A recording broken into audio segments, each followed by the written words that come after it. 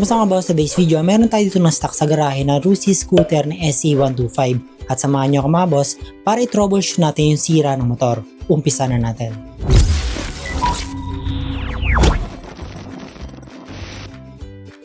Yung motor na ayusin natin mga boss ay 125cc na Rusi Gala. Ito mga boss, nakuha ko lang na mura pero sira na kasi ito. Itong motor na to mga boss ay hindi umaandar nung time na nakuha ko ito. At nakalimutan na yung history ng maintenance based na napagbilhan ko. Ito nga ayusin natin na motor ay Rusi Gala SE125 at applicable tong video natin sa mga model na Rusi SE125 katulad ng Royal, Venus, Passion at iba pang 125cc na Rusi Carb type kasi similar lang sila ng setup ng motor. Sa mga noticeable issues muna tayo mga boss, dito sa harap at kita naman yung mga ilaw niya nakahiwalay na sa socket valve. Dito sa baba yung mga gulong manipis na pero okay pa naman, hindi pa naman siya flat. Wala na siyang cable para sa odometer natin. Dito naman sa taas at itong mga buttons ng motor ay hindi na rin gumagana. Hindi umandar yung motor sa ngayon mga boss, possible na napanis na rin gasolina dahil matagal nakatambak at check natin yung iba pang mga issue nito. Dito naman tayo sa ilalim ng upuan yung may carb banda sa loob at kita natin na wala na siyang air filter mga boss. Yung preno niya sa likod mga boss ay hindi na rin gumagana. Nung nakuha ko to mga boss, nakahigpit yung brake assembly niya kaya hirap umikot yung gulong sa likod at ayaw bumalik ng spring. Niluwagan ko na lang muna, then may ayusin tayo dyan para magkapreno ulit. At dito naman buksan natin yung compartment at wala na siyang battery mga boss kaya sigurado wala na siyang push start.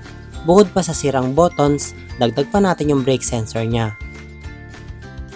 At ito pa mga boss, hindi rin stable yung handlebar ni SE125 natin kaya panigurado may problema sa knuckle bearing o ball race niya. At start na natin ng maintenance ng motor mga boss, ang uunahin natin ay magpapalit tayo ng langis.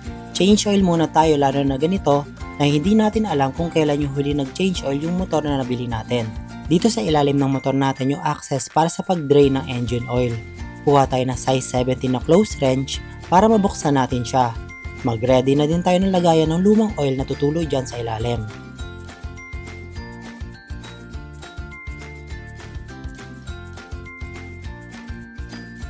Ang kasama ng drain plug na natin kapag nag-open tayo nito ay may oil filter at yung spring niya. At ito na yung lumang langis na motor natin at sobrang itim na niya mga boss. Linisin na rin natin yung drain plug set at kung makapansin nyo, may mga residue yung cap ng oil natin. Ito mga boss ay posibleng dumi na pumasok sa makina or nakayod na steel sa makina natin. At makikita natin yan sa susunod na upload pero sa ngayon ay linisin muna natin yan. At kapag okay na, balik na natin yung drain plug set sa ganitong orientation and next naman ay maglalagay tayo ng bagong oil. Buksan nyo lang itong takip ng oil screw dito. Ito yung gagamitin ko mga boss, scooter oil na 10W40, 800ml yung binili ko mga boss. Tapos lagay na natin yung oil, then takpan na ulit natin yung oil screw at okay na tayo dyan mga boss. Next step mga boss ay magpapalit tayo ng gear oil.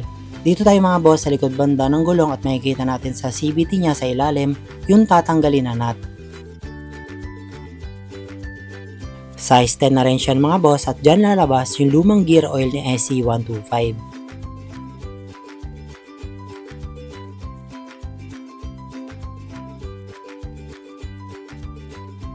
At eto na yung lumang gear oil natin mga boss, kulay pink na siya na parang ice cream.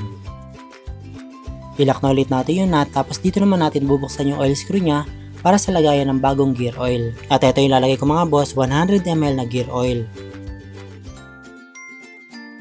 At takpan na ulit natin siya tapos okay na tayo dyan mga boss. Last step for today's video natin na magpapalit tayo ng spark plug. Tanggalin itong fairing banda sa ilalim ng upuan mga boss. Dalawang screw ang nakakonect dyan sa compartment banda at dalawang screw sa may footboard banda na nakakonect ang tatanggalin natin mga boss para ma-access ang spark plug area.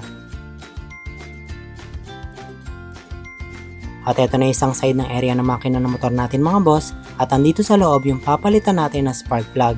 Hilahin lang natin yung spark plug cap niya mga boss tapos kuha tayo ng spark plug remover tool. Rotate lang natin siya pakaliwa para lumuwag yung spark plug natin at matanggal. At ito na yung lumang spark plug natin mga boss, may sunog na liha o goma yung lumang spark plug. Tapos reach yung reading niya. NGK short thread na spark plug to mga boss, madali lang makahanap nito. Pero ang gagamitin ko ngayon mga boss ay A7TC short thread na triple electrode for testing purposes na din mga boss.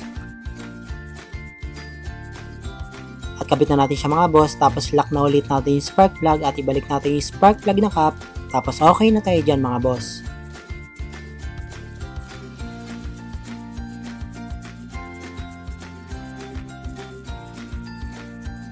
Nalagyan ko na rin ng bagong gasolina mga boss at start na natin si Rusi SC125 gamit ng kickstart.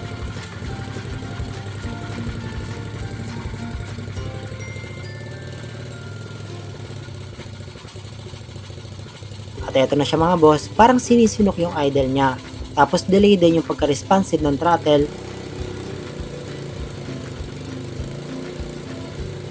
May usok din yung tambucho kahit mainit na yung makina. Pero at least, umaandar na yung motor natin. And salamat mga boss sa panonood. Huwag kalimutan mag-subscribe, like, and follow para mapanood nyo agad yung next troubleshoot dahil lilinisin natin yung motor ng mga visible na dumi, pati na rin yung loob katulad ng karburador, at i-check natin sa susunod kung bakit may usok yung motor natin at iba pang issue ni Rusi SC125.